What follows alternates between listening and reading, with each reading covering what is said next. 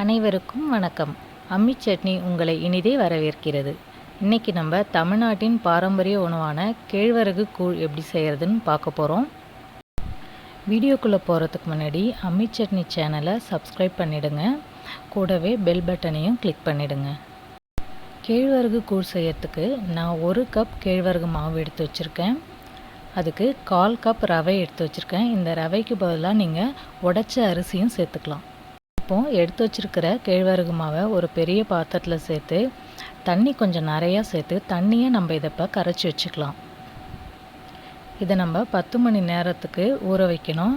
So இன்றைக்கி காலையில் நான் 10 மணிக்கு இதை நம்ம கரைச்சிட்ருக்கேன். இதை நைட்டு தான் நம்ம ஆக்க போகிறோம். ஸோ இது இந்த அளவுக்கு தண்ணியாக இருக்கணும். இதை ஒரு 10 மணி நேரம் புளிக்கட்டும். இப்போது ஒரு கனமான பாத்திரத்தில் ஒரு 3 கப் அளவுக்கு தண்ணி சேர்த்துடுங்க. சேர்த்துட்டு நம்ம எடுத்து வச்சுருக்கிற ரவையை இதில் சேர்த்துடலாம். ரவைக்கு பதிலாக புரோக்கன் ரைஸ் அப்படி இல்லைன்னா வரகரிசி கூட நீங்கள் சேர்த்துக்கலாம். இதை இப்போ ஒரு மூடி போட்டு நல்லா வேக வச்சிடலாம்.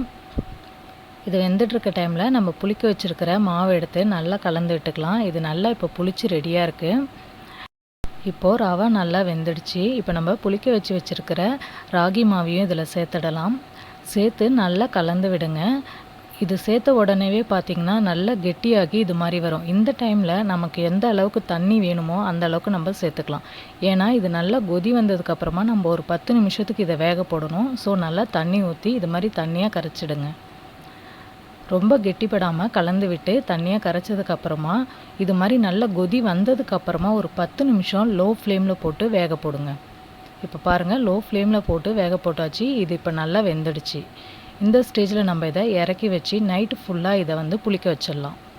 கூழ் புளிச்சு இது மாதிரி கட்டியாக நமக்கு கிடைக்கும். இப்போ இதில் தேவையான அளவுக்கு உப்பும் நமக்கு எந்த அளவுக்கு தயிர் வேணுமோ அந்த அளவுக்கு தயிரும் சேர்த்து இதை நல்லா கலந்துக்கலாம்.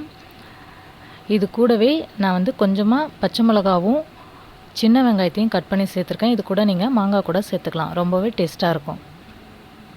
இப்போ நமக்கு நம்ம பாரம்பரிய உணவான கேழ்வரகு கூழ் ரெடி ஆயிடுச்சு. ஸோ நம்ம எல்லோரும் மறந்து போன நம்மளோட பாரம்பரிய உணவான கூழை நீங்கள் கண்டிப்பாக வீட்டில் ட்ரை பண்ணுவீங்கன்னு நம்புகிறேன். இந்த வீடியோ உங்களுக்கு பிடிச்சிருந்ததுன்னா லைக் பண்ணுங்கள். மறக்காமல் உங்களோட கமெண்ட்ஸ் எனக்கு அனுப்புங்க. கூடவே அம்மி சட்னி சேனலை சப்ஸ்கிரைப் பண்ணிவிடுங்க. தேங்க்யூ.